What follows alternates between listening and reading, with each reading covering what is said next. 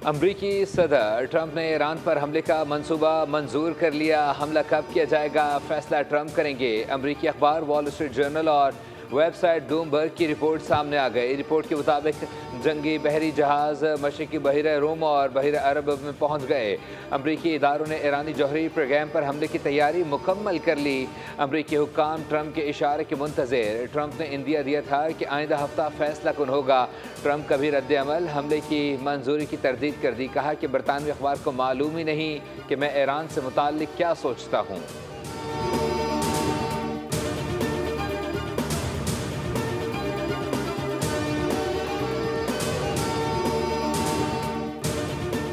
Iran पर हमले की मंजूरी पर तर्जुमान बरतानवी वज़ीर आज़म का रद्द अमल। बरतानवी वज़ीर आज़म की सदर ट्रंप को दिमाग ठंडा रखने का मशवरा। केयर स्टारमर ने कहा कि महाजराई किसी के भी मफाद में नहीं है। फरीकैन से कहते हैं वो पीछे हट जाएं।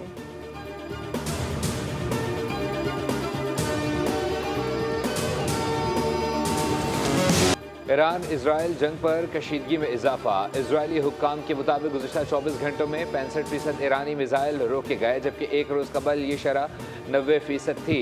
इजरायली मीडिया के मुताबिक तल अवीव को उम्मीद है कि अमरीका 48 घंटों में जंग में शमूलियत का फैसला कर लेगा। ताहम इजराइल ट्रंप का ज़्यादा देर तक इंतज़ार नहीं करेगा। अमरीकी मीडिया के मुताबिक ट्रंप हमले से कबल 3 नकात पर यकीन दहानी चाहते हैं। ट्रंप की ख्वाहिश है कि अमरीका तवील जंग में न उलझे। ईरान का जौहरी प्रोग्राम भी मुकम्मल तौर पर ख़त्म हो।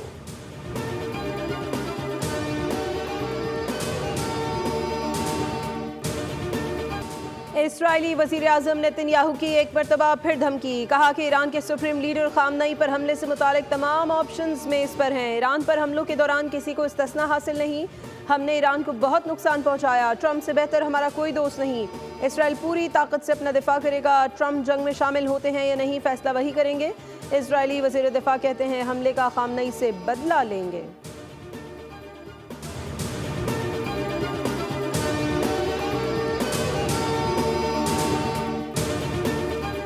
सहूनियों के अमरीकी दोस्त आखिरकार खुलकर मंजर आम पर आ गए हैं। अमरीका से मदद मांगना इजराइल की कमज़ोरी का सबूत है। ईरानी सुप्रीम लीडर आयतुल्लाह खामेनेई का बयान। कहा कि ईरानी अवाम बता दें वो खौफज़दा नहीं। ईरानी अवाम दुश्मन के सामने बिला खौफ डटे रहे। इराक़ के आला रहनुमा आयतुल्लाह अली सिस्तानी ने इजरायली धमकियों पर सख्त रद्द अमल दिया। कहा कि ईरान के आला क़यादत को निशाना बनाया गया तो संगीन नताइज होंगे। खामेनेई को कत्ल की धमकियाँ देना नहायत अहमकाना और गैर जिम्मेदाराना अमल है। हिज़्बुल्लाह की जानिब से भी बयान जारी। नताइज तबाहकुन होंगे।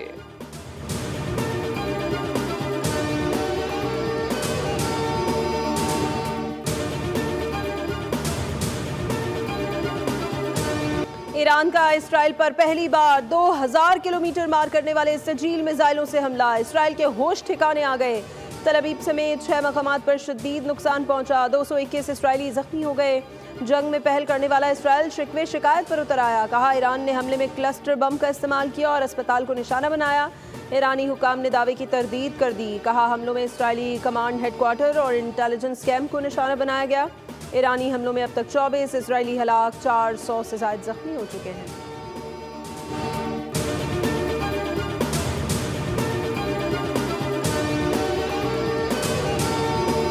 इजराइल की ईरान के शहर इराक़ में आबादियों को खाली करने की वार्निंग। इजरायली हमलों के बाद तेहरान और इराक़ में धमाके सुने गए। ईरान की फ़ौजी कमान ख़ातिमुल अनबिया ने अमरीका को ख़बरदार किया है कि किसी भी बराह रास्त मुदाखलत की सूरत में तनाज़ा पूरे ख़ित्ते तक फैल जाएगा और नाकाबिले तलाफ़ी ज़रबें लगेंगी।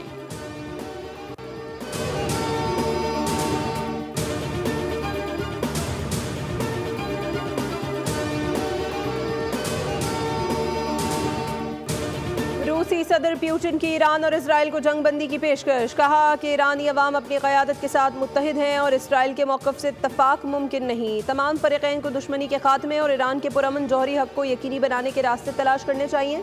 चीनी वज़ारत ख़ारजा ने इसराइल पर जोर दिया है कि वो फ़ौरी कशीदगी में कमी करे और इलाक़ाई अवाम के मफादात को तरजीह दे। चीन ने ताकत के इस्तेमाल और खुद मुख्तारी की खिलाफ वर्जी की हर कोशिश की खुलकर मुखालिफत कर दी है।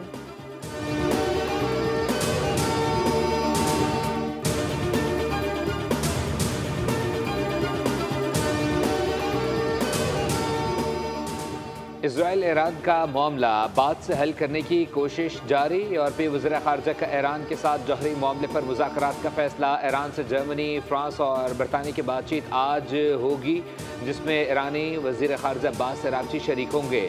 मुज़ाकरात जिनेवा में होंगे। अमरीका भी यूरोपीय वज़ीर ख़ारजा के ईरान से मुज़ाकरात पर मुत्तफ़िक। उधर इजराइल ईरान जंग पर अक़वाम मुत्तहिदा की सलामती कौंसिल का इजलास भी आज तलब।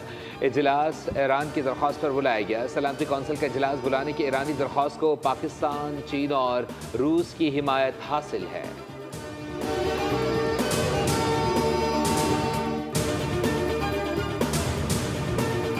Strongly condemns unjustified and illegitimate aggression by Israel against the Islamic Republic of Iran. The Israeli military strikes violate the sovereignty and territorial integrity of the Islamic Republic of Iran. Iran has the right to self-defense under Article 51 of the UN Charter. The international community and the United Nations bear the responsibility to uphold international law, stop this aggression immediately, and hold the aggressor accountable for its actions. Pakistan Israel की Iran के खिलाफ जारियत की सख्त मजम्मत करता है। Iran को अक़वाम मुत्तहिदा के charter के तहत अपने दिफा का हक है। आलमी बरादरी जारे को इंसाफ के कटहरे में लाए। इसराइली जारियत ईरान की खुद मुख्तारी और इलाकाई सालमियत की खिलाफ वर्जी है। तर्जुमान दफ्तर ख़ारजा की मीडिया ब्रीफिंग। कहा कि इस मुस्लिम ममालिक ने ईरान पर इसराइली जारियत को मुश्तरका एलामिया में मुस्तरद कर दिया है। इसराइली इक़दाम को बैनुल-अक़वामी क़वानीन और UN चार्टर के खिलाफ करार दिया। मशरिक़ वस्ता को जल्द एटमी और तबाही के भारी हथियारों से पाक खित्ता करार देने पर जोर दिया गया।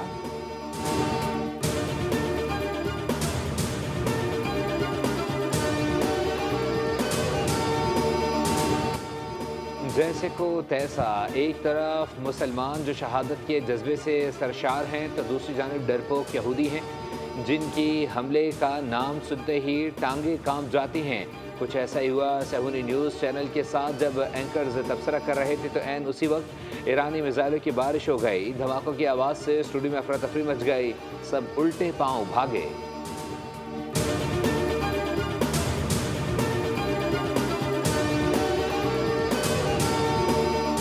ईरान में फंसे पाकिस्तानियों की वतन वापसी का सिलसिला जारी है। इमिग्रेशन हुकाम के मुताबिक गुज़िश्ता रोज़ 115 तलबा समेत 604 अफराद सरहद अबूर करके पाकिस्तान में दाखिल हुए, जिनमें अक्सरियत ज़ायरीन की है। 12 जून से अब तक 644 तलबा समेत 5608 पाकिस्तानी ईरान से वापस आ चुके हैं। ज़िलाई इंतज़ामिया ने तमाम अफराद को उनके आबाई इलाकों की जानिब रवाना कर दिया है।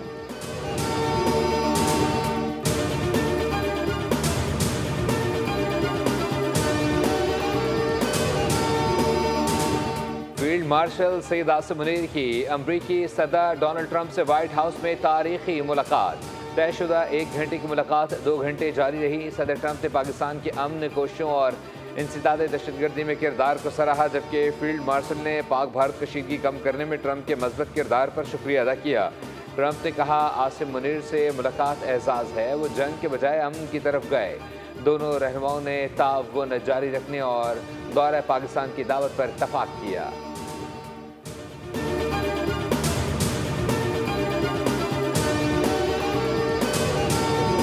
से ताल्लुकात हैं अमेरिका के साथ, तो पहली दफ़ा आर्मी चीफ को इस तरह खाने पे मदऊ किया गया और उसके बाद जिस किस्म की पजीराई हुई बयानात जो उस तरफ से आ रहे हैं, तो इससे एक बड़ी क्लैरिटी सिचुएशन में आ रही है कि पाकिस्तान जो है मिलिटरीली, डिप्लोमेटिकली और इकनॉमिकली जो है वो तरक्की की और मजबूती की मंजिलें तय कर रहा है।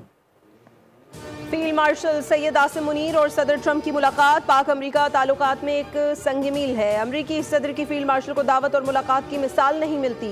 वज़ीर दिफा ख्वाजा आसिफ कहते हैं, मुलाकात में बैनुल-अक़वामी और खित्ते के अमूर ज़ेर बहस आने से पाकिस्तान की अहमियत उजागर हुई है। सेनेटर फैसल वावडा बोले, फील्ड मार्शल आसिम मुनीर को अमरीका में बहुत ज़्यादा प्रोटोकॉल मिला। इस तरह दुनिया में किसी को मदऊ नहीं किया गया। सिपाही सालार के होते हुए उन्हें कोई डूम और नहीं कह सकता।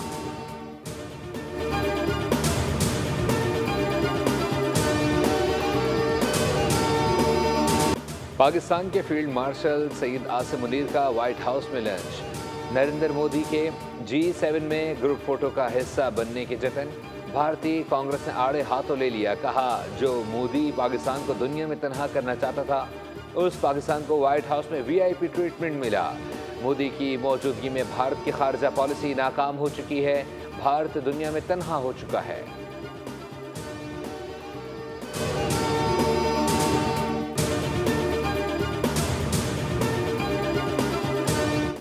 पाकिस्तान को खुलकर खड़ा हो जाना चाहिए। अहले गजा के साथ, फिलिस्तीनियों के साथ खड़े हो जाना चाहिए। यहूद हनूद ये एक है, वो एक दूसरे के इत्तेहादी हैं। अमरीकी सदर ने कभी फ़लस्तीनियों की बात नहीं की। पाकिस्तान इस्लामी दुनिया की ताकतवर एटमी क़ुव्वत है। पाकिस्तान को ईरान के साथ खुलकर खड़ा होना चाहिए। इसराइल को जवाब देने पर ईरान के हाथ रोके जा रहे हैं। सरबराह JUI मौलाना फजल रहमान का कौमी असम्बली इजलास में इजहार ख्याल। कहा, मुसलमान भाइयों का खून पी पी कर साइहुनी दरिंदों की प्यास नहीं बुझ रही। इसराइल निहत्थे फ़लस्तीनियों पर मुसलसल बमबारी कर रहा है। साइहुनी और मूदी के मरने पर इनको तकलीफ होती है। OIC अब बस दिखावा है। यहूद और हनूद एक हैं, एक दूसरे के तहादी हैं।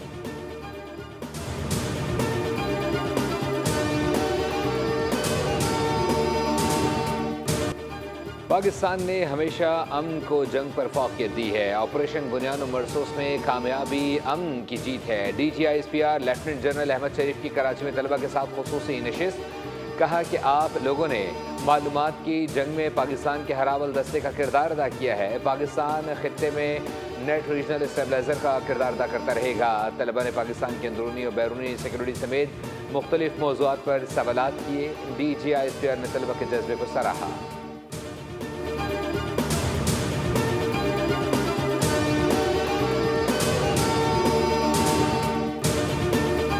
अफवाज को खराज तहसीन पेश करना चाहती हूँ जो हमारे वतन का दिफा कर रहे हैं। और मैं ख़ास तौर पर चेयरमैन बिलावल भुट्टो ज़रदारी को अप्रीशिएट करना चाहती हूँ जिस तरह इस मुश्किल वक्त में उन्होंने पाकिस्तान की नुमाइंदगी की। Economic growth means little if it does not translate into dignity for our people. We cannot talk about future-proofing Pakistan without talking about the climate crisis. मुल्क का दिफा करने पर मुसल्लह अफवाज को खराज तहसीन पेश करती हूँ। बिलावल भुट्टो ने मुश्किल हालात में आलमी सतह पर मुल्क की तर्जुमानी की। मुश्किल हालात आए तो हर बच्चा, नौजवान, औरत, बूढ़ा अपने वतन के लिए लड़ेगा। आसिफा भुट्टो ज़रदारी का कौमी असम्बली इजलास में इजहार ख्याल। कहा, ऐवान से दरख्वास्त है बजट को अवाम, फेडरेशन और ख़वातीन दोस्त बनाएं। तालीम कोई आसाइश नहीं कि बल्कि बुनियादी हक है। माहौलियाती तब्दीली से पाकिस्तान बुरी तरह मुतासिर हो रहा है। माहौलियाती तब्दीली से निपटने के लिए इक़दाम की ज़रूरत है।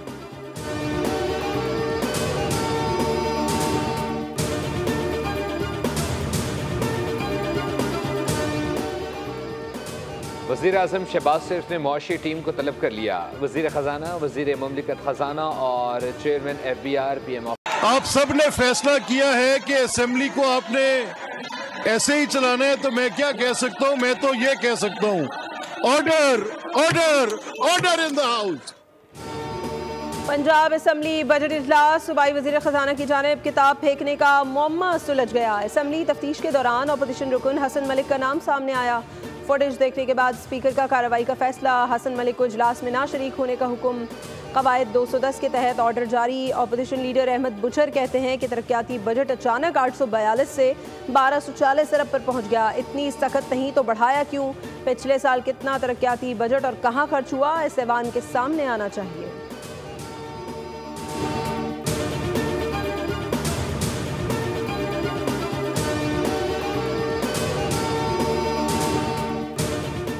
कायमा कमेटी ख़जाना ने पेट्रोलियम मसनूआत पर कार्बन लेवी की मंजूरी दे दी। बिजली के बिलों पर 10% सरचार्ज की हद ख़त्म करने की भी मंजूरी।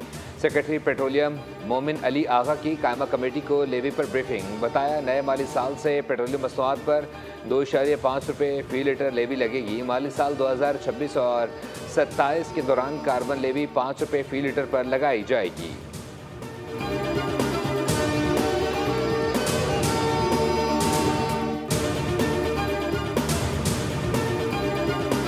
अगर कोई फैसला गैर आईनी है तो अदालत इसको वापस ले सकती है। मखसूस नशिस्तों के केस में जस्टिस अमीनुद्दीन खान के रिमार्क्स। कहा, सुप्रीम कोर्ट आइन की पाबंद है। जस्टिस नईम अख्तर अफगान ने कहा, आप अगले इंतखाबात की तैयारी करें। वकील सलमान अकरम राजा बोले, ऐसे ही हालात रहे तो अगले इंतखाबात भी ऐसे ही हों। दलाइल सुनने के बाद अदालत ने समाअत आज फिर होगी।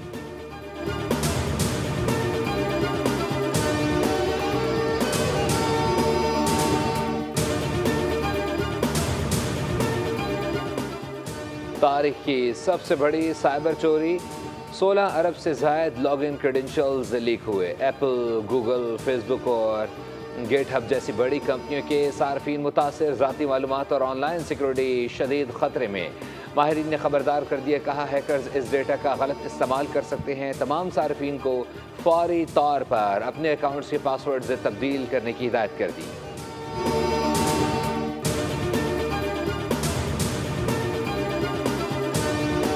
डंपर है ये, एक तो ओवरलोड था, इसके अंदर रेती बजरी थी और ये स्पीड में था। फैमिली जा रही थी बफर जोन से कराची एयरपोर्ट की जानिब हाजियों को रिसीव करने की नीयत से, तो ये हादसा COT शारा फैसल के करीब पेश आया, जिसमें गाड़ी खड़ी हालत में मौजूद थी और तेज़ रफ्तार डंपर आपस से गाड़ियों में आप लोग जा रहे थे? हम मुख्तलिफ 4 से 5 गाड़ियों में बटे हुए थे। कराची के इलाके राशिद मिन्हाज रोड पर तेज रफ्तार डंपर गाड़ी पर उलट गया। हादसे में कार में सवार बच्ची और खातून जाँ बहक, एक खातून शदीद जख्मी। क्रेन की मदद से मट्टी से लदा डंपर कार से हटाया गया। पुलिस के मुताबिक डंपर ड्राइवर हादसे के बाद फरार हो गया। गाड़ी मुकम्मल तौर पर तबाह हो गई।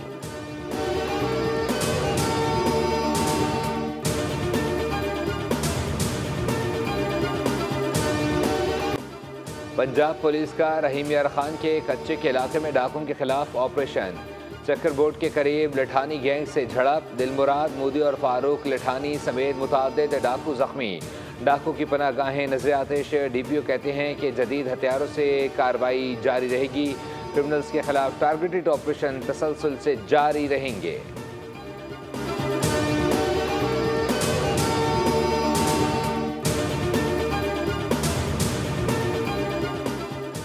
अमेरिका ने गैर मुल्कियों के लिए स्टूडेंट्स वीज़ा पर आयद पाबंदी उठा ली। तलबा को दरख्वास्त के साथ वीज़ा हुक्काम को सोशल मीडिया अकाउंट्स तक रसाई देना लाजमी करार।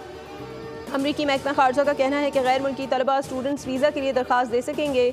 दुनिया भर में सफारत खानों और काउंसिल खानों को नई हिदायत जारी कर दी। सोशल मीडिया तक रसाई का मकसद अमरीकी मुखालिफ रवैयों के बारे में जानना है।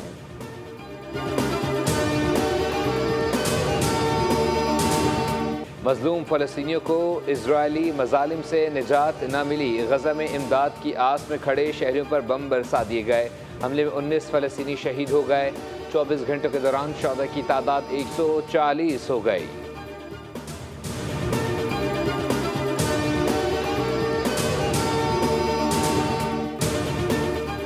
नेशंस हॉकी कप के सेमीफाइनल्स आज खेले जाएंगे। मलेशिया के शहर कोलालमपुर में जारी नेशंस कप के पहले सेमीफाइनल में कोरिया को न्यूजीलैंड का चैलेंज दरपेश होगा। दूसरे सेमीफाइनल में पाकिस्तान और फ्रांस की टीमें टकराएंगी।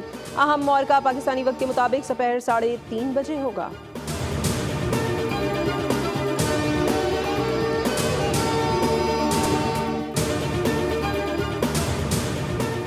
और दुनिया में रहने के लिए कौन सा शहर सबसे बेहतर है? इकॉनमिस्ट इंटेलिजेंस यूनिट ने मयार ज़िंदगी की सालाना दर्जाबंदी जारी कर दी। सेहत, तालीम, सिक्योरिटी, माहौलियात और इंफ्रास्ट्रक्चर जैसे अहम शुबों में मबनी इस फहरिस्त में 173 शहरों का जायज़ा लिया गया। स्विट्ज़रलैंड के 2 शहर ज़्यूरिख और जिनेवा अपनी खूबसूरती, सहूलतों और मिसाली तर्ज़ ज़िंदगी के बायस दुनिया के 10 बेहतरीन शहरों में शामिल।